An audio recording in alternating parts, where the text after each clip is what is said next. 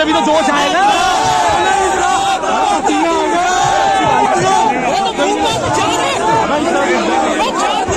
चलो चलो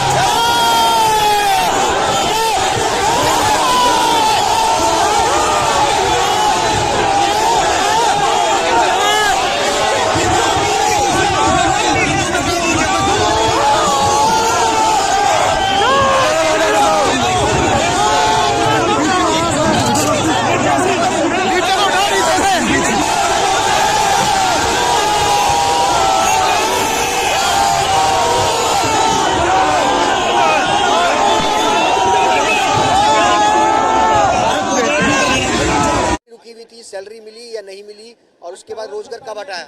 सर हमारी सैलरी देने के बाद में हमें हटाया गया। सर सैलरी तो मिली, तमाम दिक्कतों के बावजूद सैलरी मिली। लगभग 6 महीने सैलरी रोक दिया गया, उसके बाद सैलरी तो दे दी गई, लेकिन हम लोग जो बेरोजगार हुए हैं परिवार पर बहुत ज़्यादा असर पड़ा है, उसका दुख हम सबको है।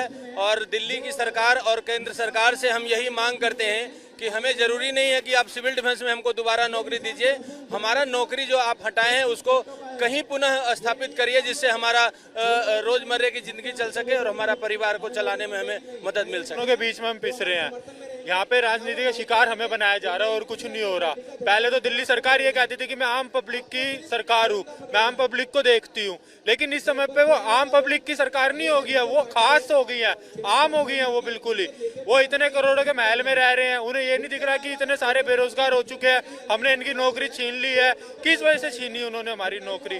हमारी क्या गलती थी? हम भी तो अपना काम ही कर रहे थे जाके आराम से। इन्होंने सिर्फ एक ही हवाला दे दिया, सीएम साहब ने एलजी साहब को एक लेटर दिया कि इनको नौकरी से निकाल दो।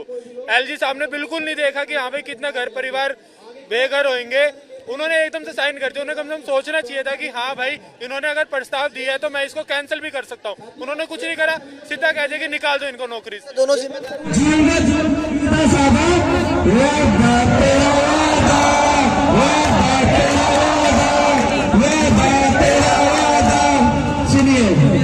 दिखाए मैंने सपने सबको सविता करने को करूंगा पक्का। तुम मेरा भाई है और मैं हूँ दिल्ली का शहजादा।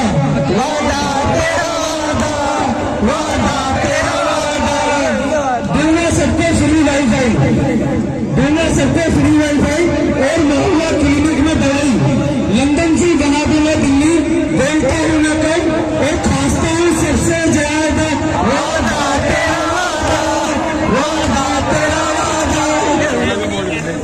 हर काम की जिम्मेदारी डाली मैंने मोदी और एलजी पर, हर काम की जिम्मेदारी डाली मैंने मोदी और एलजी पर। सुनता नहीं है मेरी, अब मैं क्या करूं, इससे ज्यादा वादा तेरा, वादा तेरा। सुनिएगा, बड़ी महत्वपूर्ण है, बड़े अरमान से लिखी तुम्हारे। धरना दो बने मुख्य। देखो हमारा धरना संघर्ष का है, उनका धरना कुर्सी पाने के लिए था। ध्यान से सुनिएगा, धरना दो बने मुख्य और नेता उनके मंत्री। तू तराक करे सबसे मायूस है विपक्षी। सीबीआई ने रेड करी, मफलर के सिवा और कुछ न निकला ज्यादा।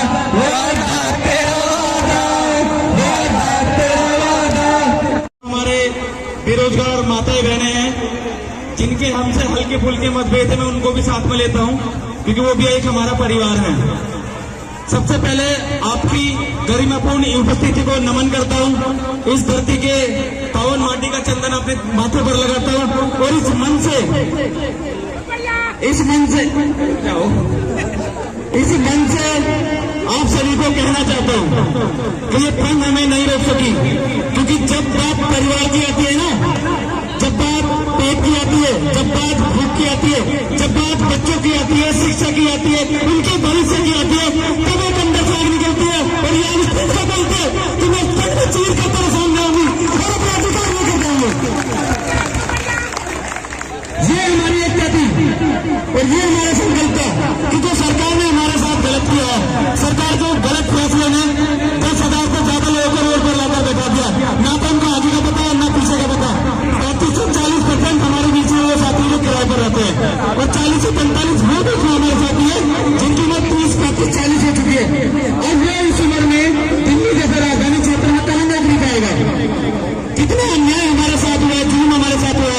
70 दिन से हम वहां पर बैठे रहे, हमारी बिजली काट दी, हमें पानी तक बंद कर दिया, शौचालय बंद कर दिया, दूध वास्ते खाना बंद कर दिया। उनकी जैकेट किसके पास है? मैंने कहा ना, मैं डे 1 से बस जब मैं बीच में 1-2 दिन के लिए गायब होता, मेरे घर में शादी विवाह का समारोह था, मैं उस हर व्यक्ति को जानता हूँ जिसके चेहरे पर एक शिकस्त थी। वो रोज इस उम्मीद से आता था कि आज हमारे धरने में कोई सरकार का मंत्री या कोई बड़ा अधिकारी आएगा और हमें आश्वासन देगा, हमारा हाथ पकड़ेगा कि नहीं, हम तुम्हें सड़क पर नहीं छोड़ रहे हैं।